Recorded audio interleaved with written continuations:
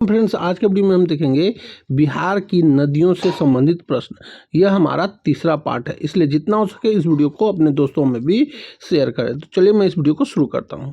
आज का हमारा जो पहला प्रश्न है, राजेंद्र सेतु बिहार के किन दो क्षेत्रों को जोड़ता है?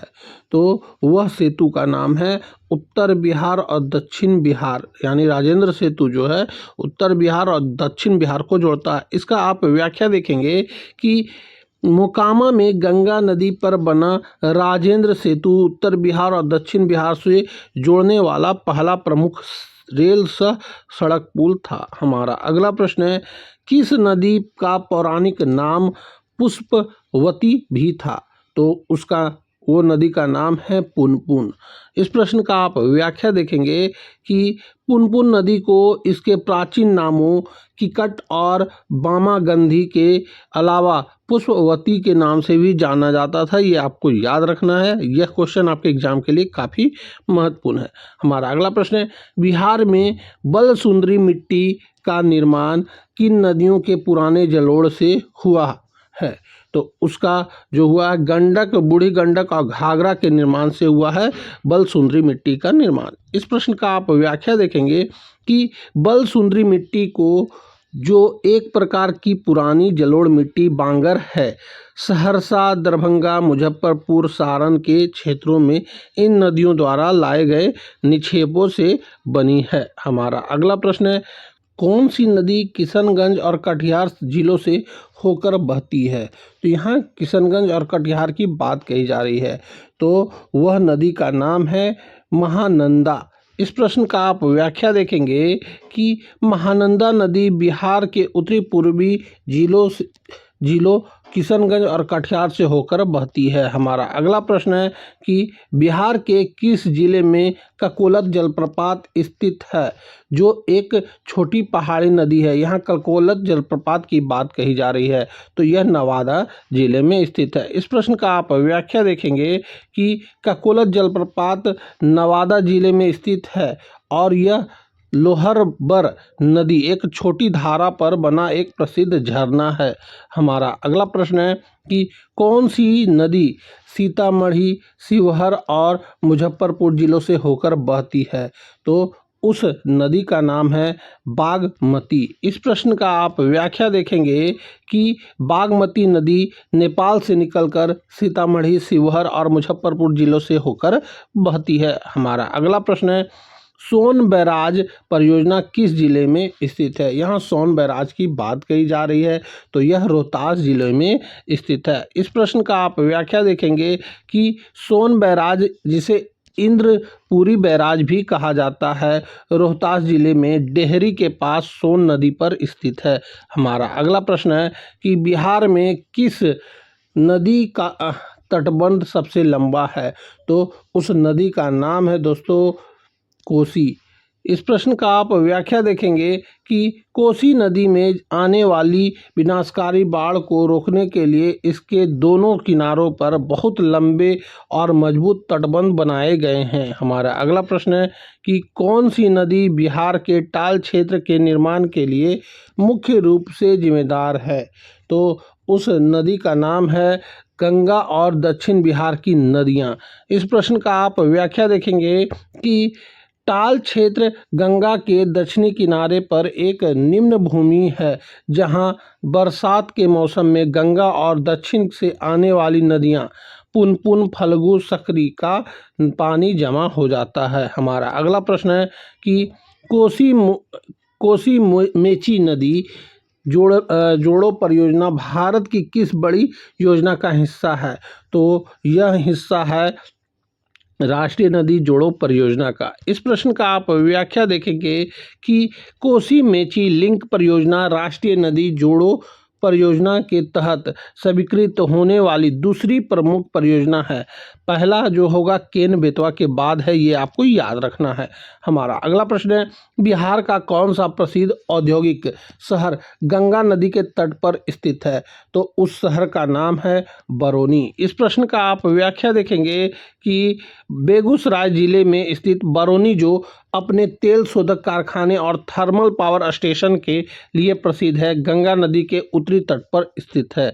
हमारा अगला प्रश्न है, कौन सी नदी सोमेश्वर श्रेणी और दून घाटी का निर्माण करती है? तो यहाँ सोमेश्वर श्रेणी और दून घाटी की बात कही जा रही है, तो वह है गंडक और उसकी सहायक धाराएं। इस प्रश्न का आप व्याख्या देखेंगे कि पश्चिम चंपारण में स्थित सोमेश्वर श्रेणी और दून घाटी जैसे हरहरा नदी घाटी का निर्माण गंडक और उसकी सहायक नदियों की भूवैज्ञानिक क्रियाओं से हुआ है, ये आपको याद रखना है।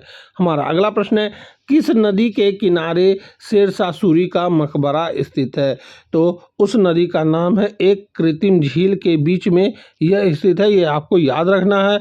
और इसका जो व्याख्या आप देखेंगे, सासाराम में स्थित शेरशाह सूरी का मकबरा किस नदी के किनारे नहीं बल्कि एक विशाल मानव निर्मित तालाब या झील के बीच में बना हुआ है, ये आपको याद रखना है। हमारा अगला प्रश्न है, तिलावे और धौरी किसकी सहायक नदियां हैं? तो तिलावे और धौरी जो है यह कमला की सहायक नदियां हैं। हमारा इस प्रश्न का आप व्याख्या देखेंगे कि ये छोटी नदियां कमला नदी की सहायक धाराएं हैं जो मधुबनी क्षेत्र में बहती है। हमारा अगला प्रश्न, किस नदी की बाढ़ उत्तर बिहार में दलहन तिलहन की खेती के लिए उपजाऊ मिट्टी छोड़ जाती है? तो उस नदी का नाम है गंडक, बागमती और कोसी। ये तीनों नदियां जो हैं बिहार में दलहन और तिलहन की खेती के लिए मिट्टी छोड़ जाती हैं। इस प्रश्न का आप व्याख्या देखेंगे कि उत्तर बिहार में लगभग सभी नदियां अपनी बाढ़ के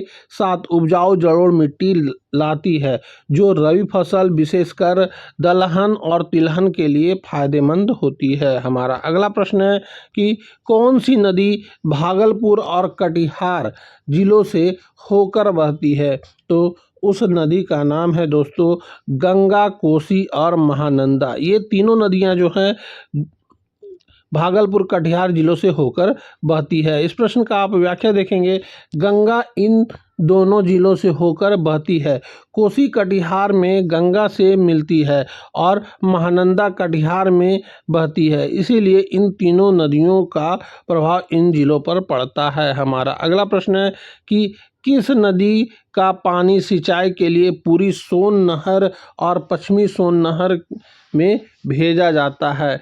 तो वह नदी का नाम है दोस्तों सोन नदी। इस प्रश्न का आप व्याख्या देखेंगे कि डेहरी स्थित इंद्रपुरी बैराज से सोन नदी का पानी इन दोनों नहरों प्रणालियों में भेजा जाता है, जो दक्षिणी और पश्चिम बिहार को सिंचित करता है। हमारा अगला प्रश्न है कि बिहार की कौन सी नदी है जो एक मौसम में शांत और दूसरे में विनाशकारी हो जाती है?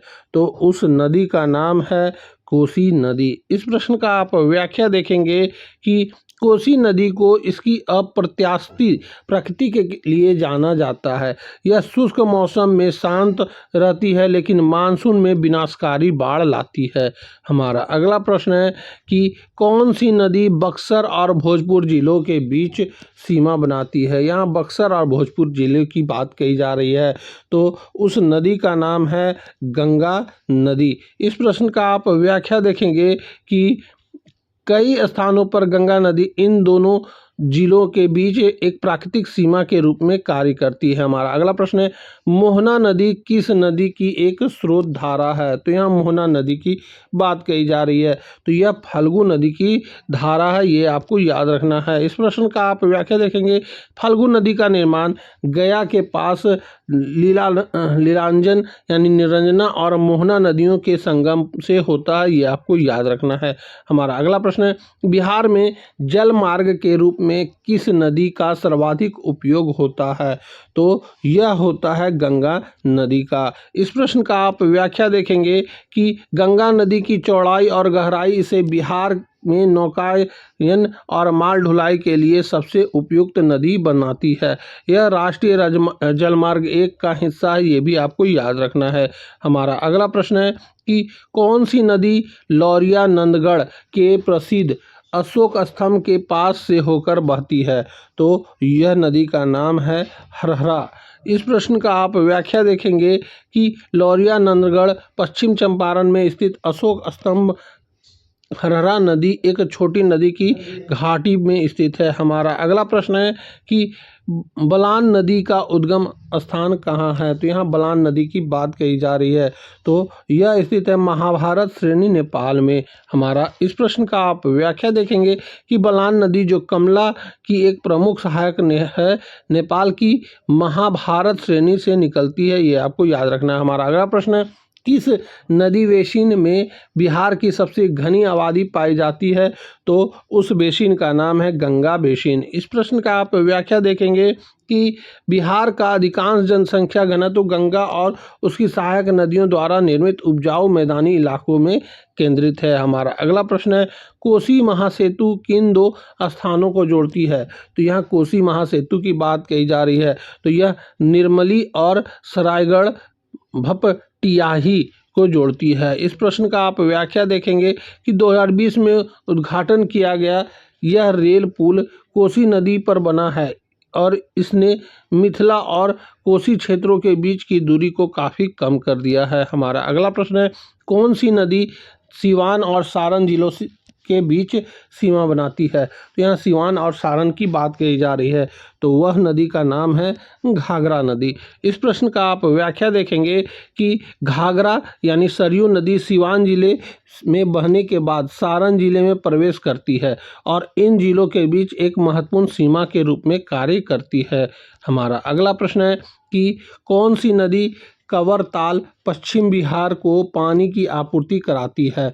तो उस नदी का नाम है बूढ़ी गंडक। इस प्रश्न का आप व्याख्या देखेंगे कि बेगूसराय में स्थित एक यह प्रसिद्ध रामसर स्थल बूढ़ी गंडक नदी द्वारा निर्मित एक ऑक्सो झील है। हमारा अगला प्रश्न है बिहार में किस नदी को शिवालिक की बेटी कहा जा सकता है क्योंकि यह वही से निकलता है?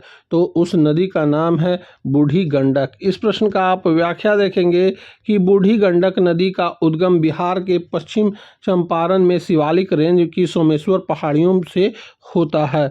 हमारा अगला प्रश्न है अजय नदी बिहार से निकलकर किस राज्य में बहती है? अजय नदी की बात कही जा रही है यहाँ पे। तो वह नदी का नाम है पश्चिम बंगाल से यह निकलकर अजय नदी बिहार में बहती है। इस प्रश्न का आप व्याख्या देखेंगे अजय नदी जमुई बिहार से निकलकर झारखंड और बिहार पश्चिम बंगाल में प्रवेश करती है जहां भागीरथी नदी से मिलती है। हमारा अगला प्रश्न है किस नदी के किनारे केसरिया स्तूप स्थित है जो दुनिया का सबसे बड़ा बौद्ध स्तूप है? तो उस नदी का नाम है दोस्तों एक स्थानीय नदी है पहले गंडक के मार्ग पर थी। ये आपको याद रखना है। इस प्रश्न का आप व्याख्या देखेंगे तो आपको ज़्यादा क्लियर हो जाएगा। केसरिया पूर्वी चंपारण में स्थित यह स्तूप एक स्थानीय नदी है जिसे गंडकी की पुरानी धारा माना जाता है के पास स्थित है। ये आपको याद रखना है। हमारा अगला प्रश्न है किस नदी में घड़ियाल का प्राकृतिक आवास पाया जाता है? यह घड़ियाल की बात कही जा रही है यहाँ पे।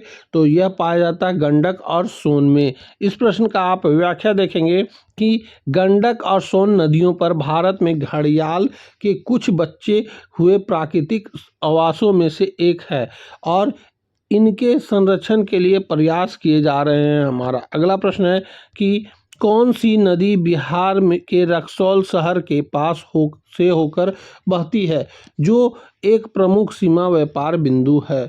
तो उस नदी का नाम है दोस्तों सिरसिया। इस प्रश्न का आप व्याख्या देखेंगे कि सिरसिया एक छोटी सीमा पार नदी है जो रक्सौल पूर्वी चंपारण से होकर बहती है और प्रदूषण के कारण चर्चा में रहती हैं। हमारा अगला प्रश्न है अरराज का प्रसिद्ध शिव मंदिर किस नदी के पास स्थित है? तो उस नदी का नाम है बूढ़ी गंडक। इस प्रश्न का आप व्याख्या देखेंगे कि पूर्वी चंपारण में स्थित अरराज का सोमेश्वर नाथ मंदिर बूढ़ी गंडक नदी के पास स्थित है। हमारा अगला प्रश्न है बिहार की कौन सी नदी जलकुंभी की समस्या से गंभीर रूप से प्रभावित है? तो उस नदी का नाम है बागमती और उसकी सहायक नदियां। इस प्रश्न का आप व्याख्या देखेंगे कि उत्तर बिहार की धीमी गति वाली कई नदियां विशेषकर बागमती प्रणाली जलकुंभी के फैलाव से ग्रस्त है। जो जल प्रवाह को बाधित करती है। हमारा अगला प्रश्न है कि किस नदी की एक शाखा हरहरा नदी है? तो उस नदी का शाखा जो है वह है बूढ़ी गंडक। इस प्रश्न का आप व्याख्या देखेंगे कि हरहरा नदी जो दून घाटी से होकर बहती है, बूढ़ी गंडक नदी की एक ऊपरी सहायक धारा है। हमारा अगला प्रश्न है किस नदी के किनारे बिहार का सिमरिया धाम स्थित है? सॉरी, जो एक प्रसिद्ध कल्पास स्थल है, तो वह है दोस्तों गंगा नदी। इस प्रश्न का आप व्याख्या देखेंगे कि बेगूसराय जिले में स्थित सिमरिया धाम गंगा नदी के उत्तरी तट पर है और यह कार्तिक महीने में लगने वाले कल्पवास मेले के लिए प्रसिद्ध है। हमारा अगला प्रश्न है कौन सी नदी लखीसराय और मुंगेर जिलों से होकर बहती है? तो उस नदी का नाम है किऊल नदी। इस प्रश्न का आप व्याख्या देखेंगे कि किऊल नदी जमुई से निकलकर लखीसराय और मुंगेर जिलों से बहती है और सूर्यगढ़ा के पास गंगा में मिलती है। हमारा अगला प्रश्न है किस नदी में डॉल्फिन के अलावा कछुआ की कई प्रजातियां भी पाई जाती है? तो उस नदी का नाम है गंगा। इस प्रश्न का आप व्याख्या देखेंगे कि गंगा नदी और उसकी सहायक नदियों विभिन्न प्रकार के जलीय जीव का घर है, जिसमें गंगे, डॉल्फिन और कई प्रकार के कछुए शामिल है। हमारा अगला प्रश्न है मेची नदी किन दो देशों के बीच एक प्राकृतिक सीमा बनाती है? तो मेची नदी जो है भारत और नेपाल के बीच एक प्राकृतिक सीमा बनाती है। इस प्रश्न का आप व्याख्या देखेंगे कि मेची नदी जो महानंदा की सहायक है, नेपाल से निकलती है और पूर्वी बिहार में भारत और नेपाल के बीच एक सीमा बनाती है। हमारा अगला प्रश्न है बिहार में बाढ़ की भविष्यवाणी के लिए कौन सी नदी प्रणाली सबसे महत्वपूर्ण है? तो उस नदी प्रणाली का नाम है कोसी प्रणाली। इस प्रश्न का आप व्याख्या देखेंगे कि कोसी की अप्रत्याशित और विनाशकारी प्रकृति के कारण इसकी बाढ़ की भविष्यवाणी और निगरानी बिहार के अत्यंत महत्वपूर्ण है। हमारा अगला प्रश्न है कौन सी नदी दरभंगा और मधुबनी जिलों की सिंचाई और जीवन रेखा है? तो उस नदी का नाम है कमला बगान। इस प्रश्न का आप व्याख्या देखेंगे कि कमला बगान नदी प्रणाली मिथिला क्षेत्र के इन दो प्रमुख जिलों के लिए कृषि और जीवन का आधार है। हमारा अगला प्रश्न है कि बक्सर का युद्ध किस नदी के किनारे लड़ा गया था? यहाँ बक्सर का युद्ध के बारे में बोला जा रहा है, जो कि बहुत ही महत्वपूर्ण है। तो यह लड़ा गया था गंगा नदी के किनारे। इस प्रश्न का आप व्याख्या देखेंगे कि 1764 में लड़ा गया बक्सर का ऐतिहासिक युद्ध बक्सर का शहर के पास गंगा नदी के तट पर हुआ था, ये आपको याद रखना है। हमारा अगला प्रश्न है बिहार का कौन सा शहर पहलेजा घाट के लिए प्रसिद्ध है? तो उस शहर का नाम है सोनपुर। इस प्रश्न का आप व्याख्या देखेंगे कि सोनपुर में स्थित पहलेजा घाट गंगा और गंडक के एक महत्वपूर्ण संगम स्थल है और यह सोनपुर मेले का केंद्र है। हमारा अगला प्रश्न है कि हरदी किस नदी की एक सहायक नदी है? यहाँ हरदी नदी की बात कही जा रही है, तो यह सहायक है दोस्तों बागमती की। इस प्रश्न का आप व्याख्या देखेंगे कि हरदी नदी बागमती की एक छोटी लेकिन महत्वपूर्ण सहायक नदी है। हमारा अगला प्रश्न है कौन सी नदी है जो बिहार में बहुत कम दूरी के लिए बहती है और फिर झारखंड में प्रवेश कर जाती है? तो उस नदी का नाम है अजय नदी। इस प्रश्न का आप व्याख्या देखेंगे कि अजय नदी जमुई से बिहार में उत्पन्न होती है लेकिन बहुत जल्द ही झारखंड में चली जाती है। हमारा अगला प्रश्न है कौन सी नदी गंगा नदी डॉल्फिन संरक्षण कार्यक्रम का केंद्र है? तो उस नदी का नाम है गंगा। इस प्रश्न का आप व्याख्या देखेंगे कि भारत का राष्ट्रीय जलीय जीव गंगे डॉल्फिन मुख्य रूप से गंगा नदी में पाया जाता है और विक्रमशिला अभयारण्य इसके संरक्षण का एक प्रमुख केंद्र है। हमारा अगला प्रश्न है कि बिहार में किस नदी का धार्मिक महत्व पितरों के तर्पण से जुड़ा है? तो उस नदी का नाम है दोस्तों फल्गु नदी, जो कि गया में है। इस प्रश्न का आप व्याख्या देखेंगे कि गया में फल्गु नदी का तट पिंडदान और तर्पण के लिए हिंदू धर्म में सबसे पवित्र स्थानों में से एक माना जाता है। हमारा अगला प्रश्न है, किस नदी पर डेहरी एनीकट का निर्माण किया गया है? तो उस नदी का नाम है सोन नदी। इस प्रश्न का आप व्याख्या देखेंगे कि 1874 में बना डेहरी एनीकट सोन नदी पर एक बनी कि बिहार की सबसे पुरानी प्रमुख सिंचाई संरचनाओं में से एक था। हमारा अगला प्रश्न है, बिहार के किस क्षेत्र को कोसी पीड़ित क्षेत्र कहा जाता है? तो उस क्षेत्र का नाम है दोस्तों सीमांचल और मिथिला का पूर्वी भाग। इस प्रश्न का आप व्याख्या देखेंगे कि सुपौल, सहरसा, मधेपुरा, अररिया और पूर्णिया जैसे जिले कोसी नदी की बाढ़ से सबसे अधिक प्रभावित होते हैं। हमारा अगला प्रश्न है, बिहार की सभी नदियां अंततः किस सागर में मिलती है? तो यह मिलती है दोस्तों बंगाल की खाड़ी में। इस प्रश्न का आप व्याख्या देखेंगे कि बिहार के सभी नदियां गंगा नदी का हिस्सा है और गंगा नदी अंततः पश्चिम बंगाल और बांग्लादेश से होते हुए बंगाल की खाड़ी में मिल जाती है। तो दोस्तों यहीं पे हमारा यह वीडियो समाप्त होता है, जो कि आपके लिए बनाया गया था और आपके एग्जाम के लिए ये वीडियो था। और ये क्वेश्चन सारे के सारे प्रश्न आपके एग्जाम में काफ़ी महत्वपूर्ण भूमिका निभा सकते हैं।